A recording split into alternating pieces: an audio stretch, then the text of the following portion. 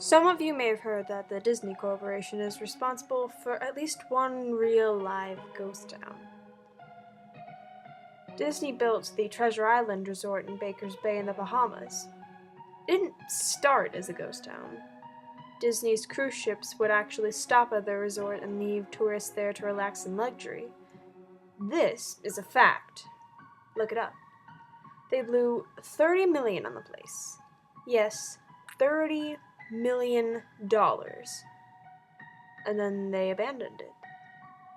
Disney blamed the shallow waters, too shallow for their ships to operate safely, and there was even blame cast on the workers, saying that since they were from the Bahamas, they were too lazy to work a regular schedule. That's where the factual nature of their story ends. It wasn't because of sand, and it obviously wasn't because foreigners are lazy. Both are convenient excuses. No, I sincerely doubt those reasons were legitimate. Why do I not buy their story? Because of Mowgli's palace. Near the beachside city of Emerald Island, North Carolina, Disney began construction of Mowgli's Palace in the late 1990s. The concept was a jungle-themed resort with a large, you guessed it, palace in the center of the whole thing. If you are unfamiliar with the character Mowgli, then you might remember the story The Jungle Book. If you haven't seen it anywhere else, you'll know it as the Disney cartoon from decades past. Mowgli is an abandoned child in the jungle, essentially raised by animals and simultaneously threatened/pursued by other animals. Mowgli's Palace was a controversial undertaking from the start. Disney bought up a ton of high-priced land for the project, and there was actually some scandal surrounding some of the purchases.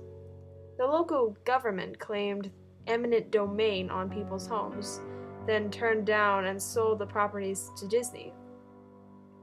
At one point, a home that had just been constructed was immediately condemned with little to no explanation. The land grabbed by the government was supposedly for some fictional highway project. Knowing full well what was going on, people started calling it Mickey Mouse Highway.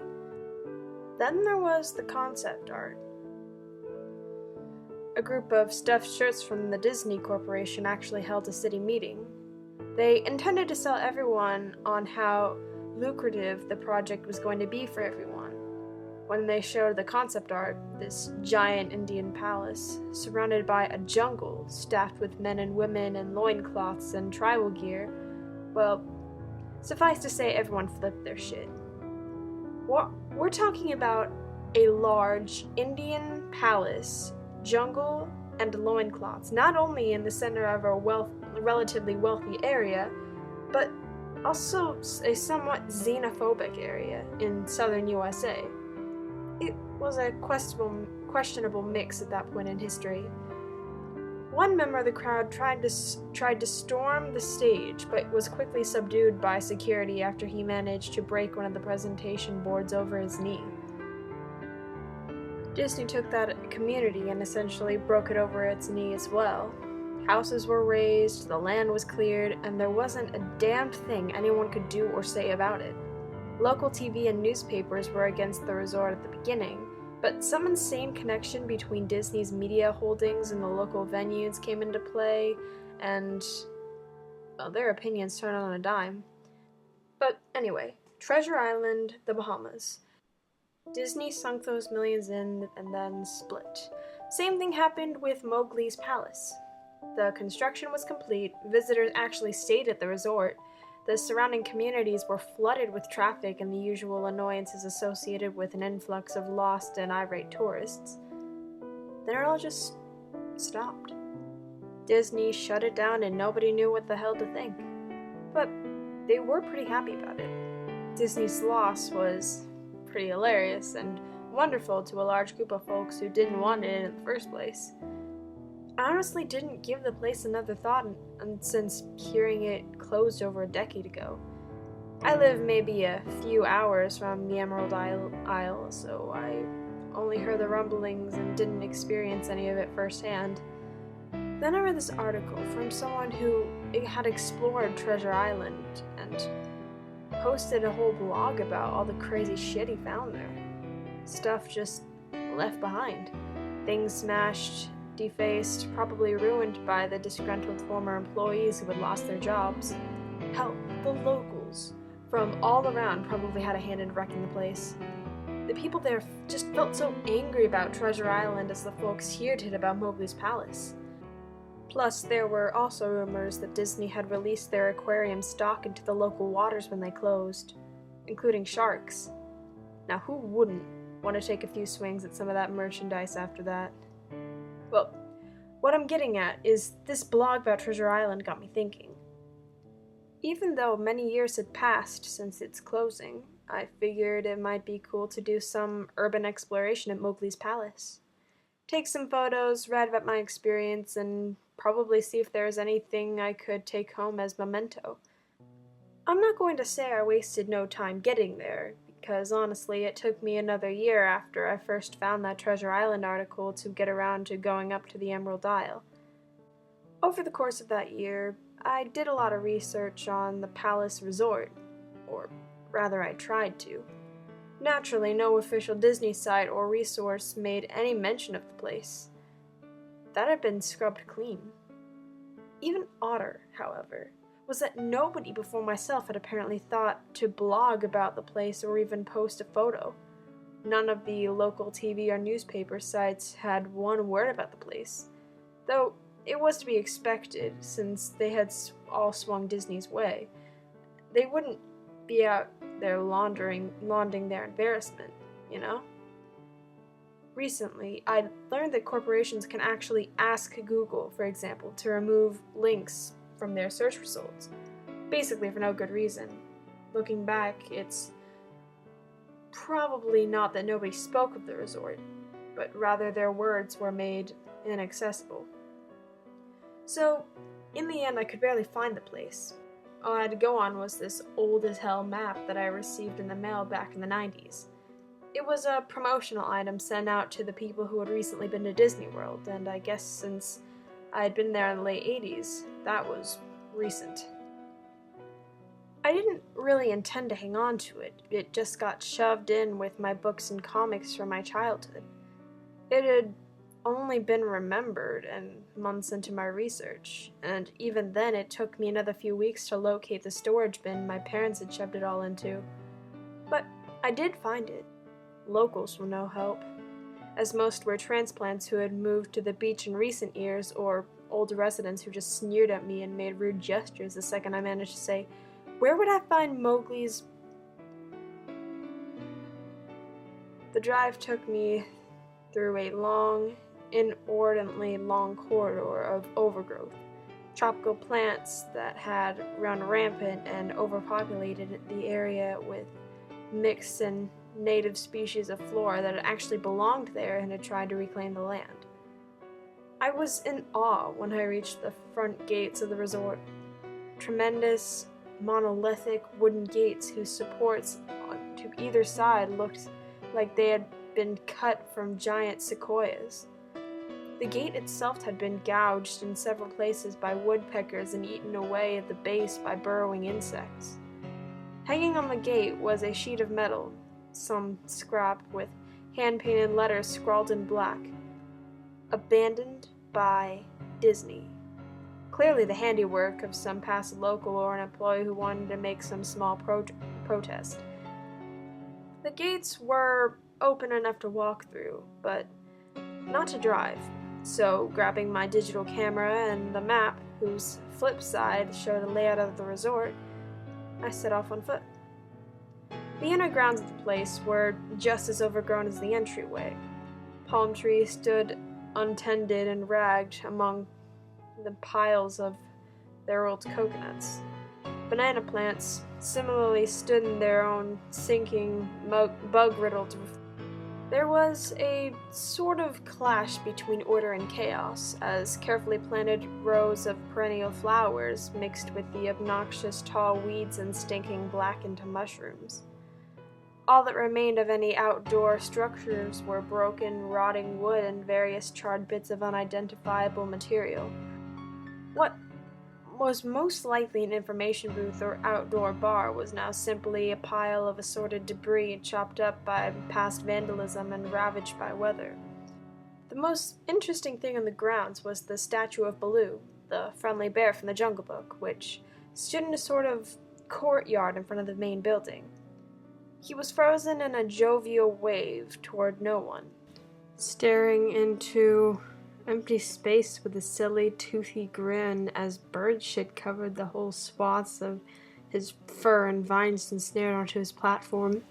I approached the building, the palace, only to find that the outside of the building was covered in graffiti where the original paint hadn't peeled and chipped away. The front doors weren't just open, they had been taken off their hinges and were stolen. Above the front doors, or the gaping maw where they had been, someone again had painted, "Abandoned by Disney."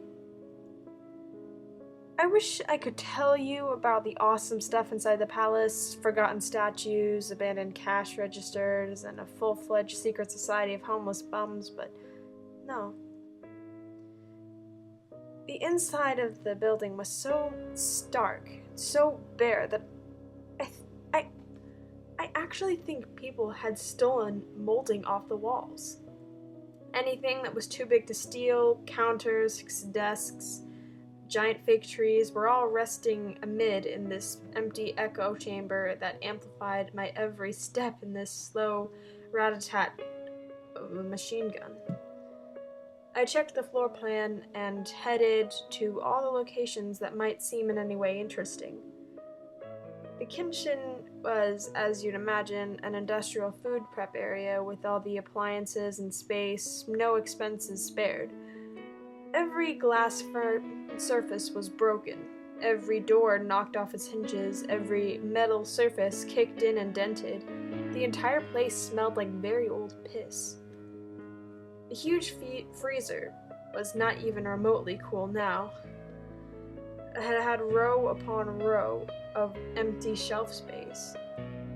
Hooks hung from the ceiling, possibly for hanging cuts of meat, and as I stood inside for a moment, I noticed they were swinging. Each hook swung in a random direction, but their movements were so slow and small that it was almost impossible to see.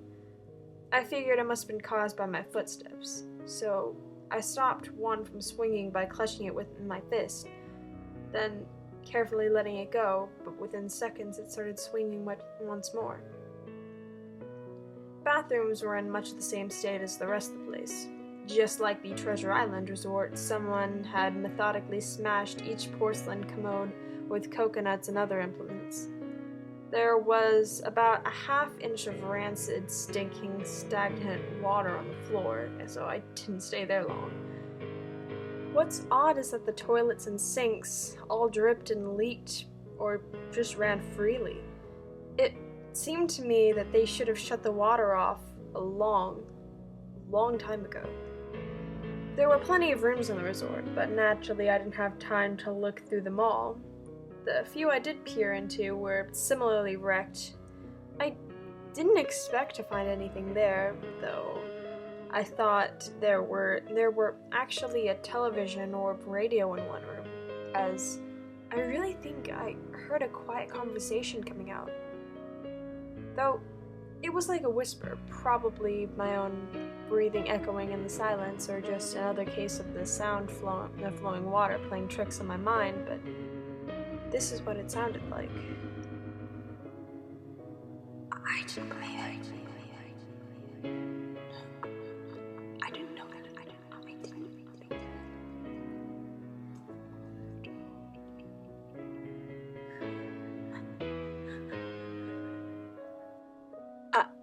I know. It sounds ridiculous. I'm just telling you what I experienced, why I thought there might have been something running in that room, or worse, some vagrants who had holed up in there who probably would have knifed me. At the front doors of the palace again, I figured I hadn't found anything of note and I had wasted the whole trip up. As I looked out the door, I noticed something interesting in the courtyard that I had apparently missed. Something that would give me at least one thing to show for all my trouble, even if it was just a photograph. There, as a lifelike statue of a python, maybe 80 feet long, coiled up and sunning itself on a pedestal right in the center of the area. It was almost time for the sun to start setting, so the light fell onto the object in the perfect way for a photograph. I approached the python and snapped a photo. Then I stood on my toes and snapped another. I moved closer again to get the detail of its face. Slowly, casually, the python lifted its head, looked directly into my eyes, turned, and slithered off the pedestal, across the grass, and into the trees. All 80 feet of it. Its head long disappeared into the woods before its tail even left the sunning spot. Disney had released all their exotic animals onto the grounds. Right there, on the floor plan, was the reptile house. I should have known. I'd read about the sharks at Treasure Isle. I should have known they'd done this. I was dumbfounded. I was just utterly stupefied. My mouth must have been hanging open for the longest time before I came back down to earth and snapped it shut.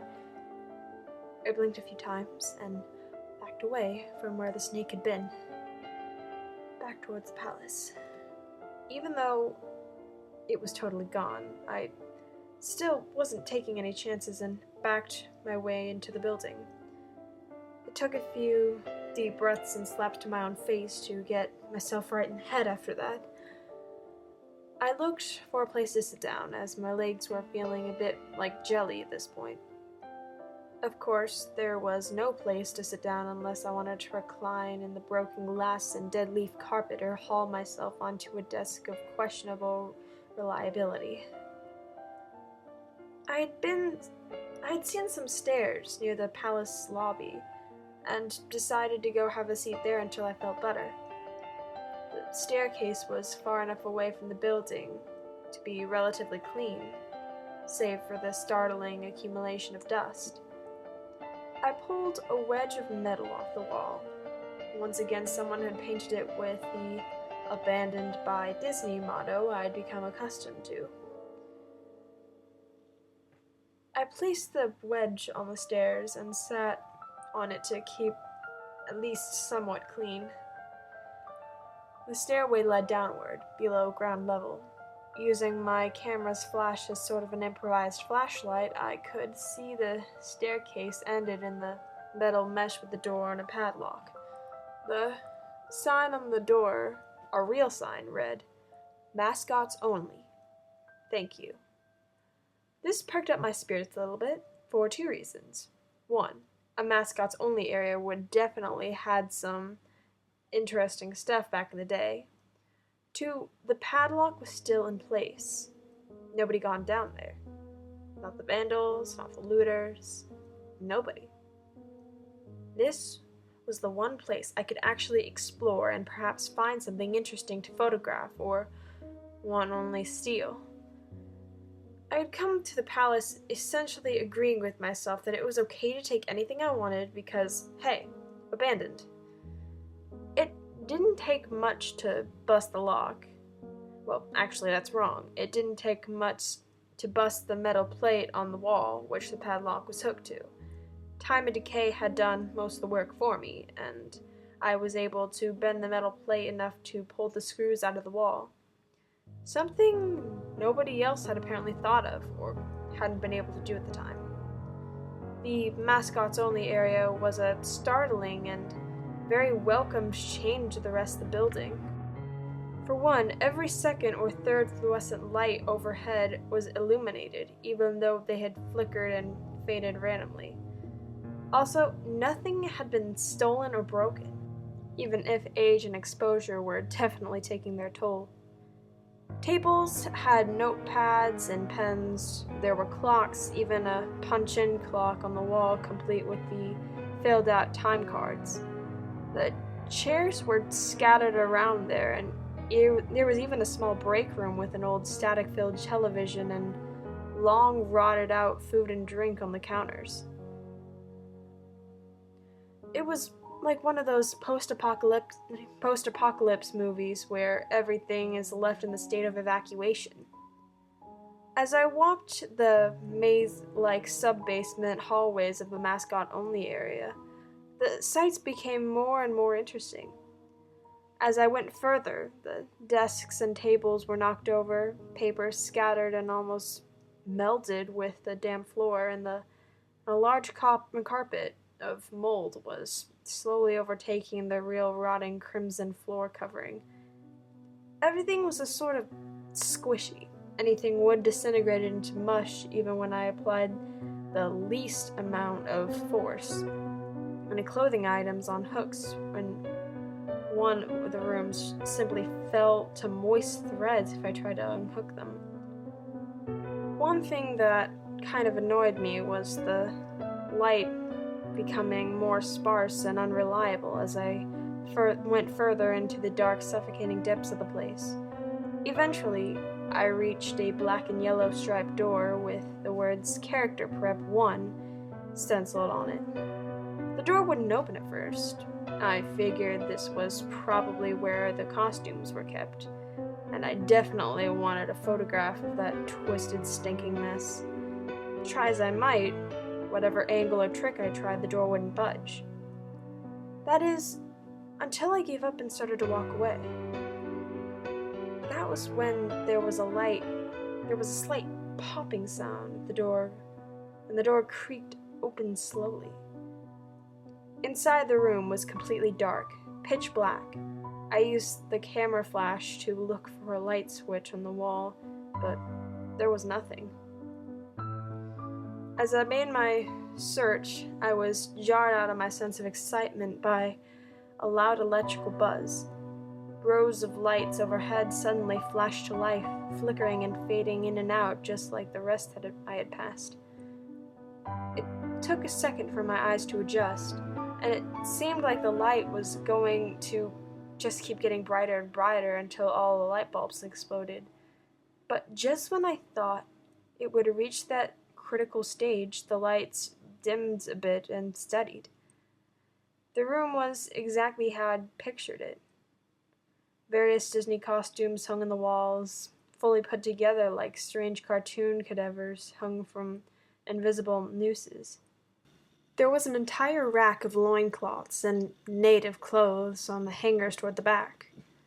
What I found odd, and wanted to photograph right away, was the Mickey Mouse costume in the center of the room.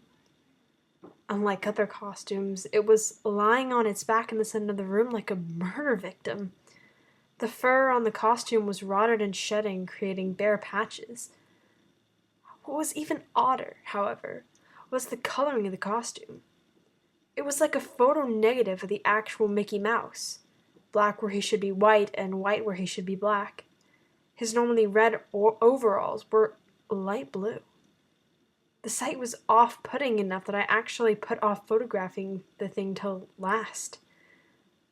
I took a picture of the costumes hanging on the walls, upward angles, downward angles, side shots to show an entire row of frozen, putrid cartoon faces, with some plastic eyes missing. Then I decided to stage a shot. Just one of the bedraggled characters' heads on a slick, grimy floor. I reached for the headpiece of the Donald Duck costume and carefully removed it so the thing wouldn't fall apart in my hands. As I looked into the face of the wide-eyed, moldering head, a loud, clattering sound made me jump with fright.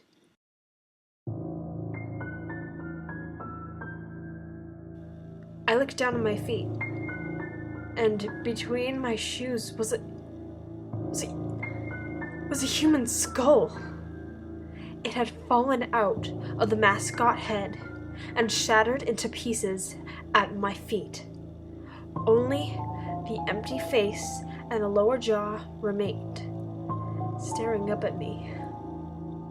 I dropped the Donald Duck head immediately, as you'd expect, and moved for the door.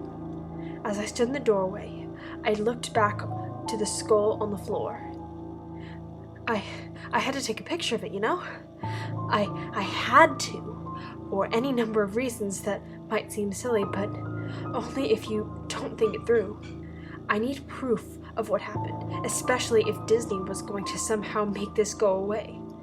I had no doubt in my mind, right from the start, that even if it was just gross negligence, Disney was responsible for this. That's when Mickey, that photo negative, opposite Mickey in the middle of the floor, started to get up. First sitting up, then climbing to its feet. Mickey Mouse costume, or whoever was inside of it, stood there at the center of the room, its fake face just staring directly at me as I mumbled, "No, no, no, no, no," over and over. With shaking hands, a violent thrashing heart, and legs that had once again turned to jelly, I managed to lift the camera and aim it at the opposite creature, now quietly sizing me up. The digital camera screen displayed only 10 pixels in the shape of the thing. It was a perfect silhouette of the Mickey costume. As the camera moved in my unsteady hands, the pixels spread, marring the screen wherever Mickey's outline moved to. Then the camera died, went blank and quiet and broken. I raised my eyes once again at the Mickey Mouse costume. "Hey!" it said, in a hushed, perverted, but perfectly executed Mickey Mouse voice. "Wanna see my head come off?" It started to pull at its own head, working its clumsy, glove-clad fingers around its neck with clawing, impatient movements similar to a wounded man trying to pull himself free from a predator's jaws. As it worked its digits into its neck. Ugh, so much blood. So much thick, chunky, yellow blood. I turned away as I heard a sickening tear of cloth and flesh, only cared about getting away. Above the doorway, out of this room, I saw a final message clawed into the metal with bone or fingernails. Abandoned by God. I never got the pictures out of the camera. I never wrote the blog entry about it. After I ran for the place, fled for my sanity, if not for my very life, I knew why Disney didn't want anyone to know about this place. They didn't want anyone like me getting in. They didn't want anything like that getting out.